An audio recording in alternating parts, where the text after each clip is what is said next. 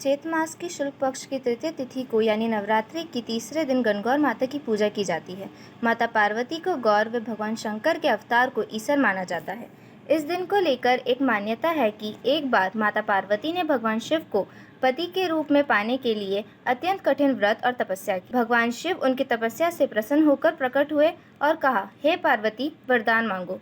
पार्वती ने कहा, हे शिव शंकर, मेरी एक ही आकांक्षा है कि मैं आपकी अर्धांगिनी बनूं। माता पार्वती जी की मनोकामना पूर्ण हुई और भगवान शंकर उन्हें पति के रूप में मिले। तभी से कुंवारी कन्या अपनी इच्छा के अनुरूप वर पाने के लिए गणगौर और ईसर की उपासना करती हैं। सुहागिन स्त्रियां ये व्रत अपने सुहाग को अटल रखने के लिए करती हैं।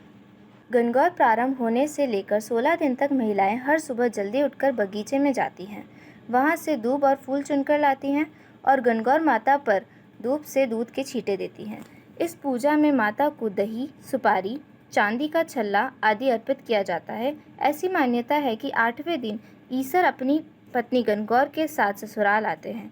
इस दिन सभी लड़कियां कुम्हार के घर जाकर वहां से मिट्टी के बर्तन और गणगौर की मूर्ति बनाने के लिए मिट्टी लाती हैं।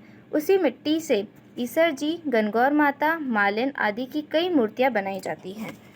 जिस स्थान पर पूजा की जाती है उसको गणगौर का मायका और जहाँ पर मूर्तियों का विसर्जन किया जाता है वह स्थान उनका ससुराल कहा जाता है। शादी के उपरांत कन्या पहली बार गणगौर अपने मायके में मनाती हैं। बाद में प्रतिवर्ष वो अपने ससुराल में ही गणगौर का पूजन करती हैं। गणगौर का उद्यापन करते समय स्त्रियां अपनी सास को बायना, कपड़े तथा सुहाग की वस्तुएं देती है।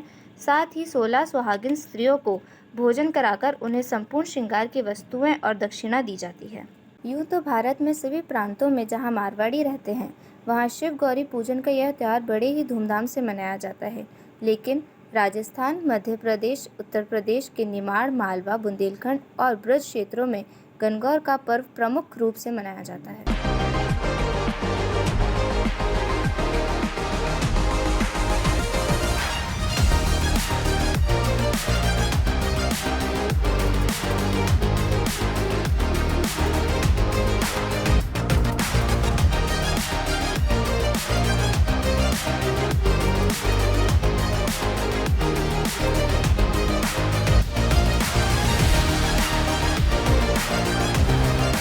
Quiero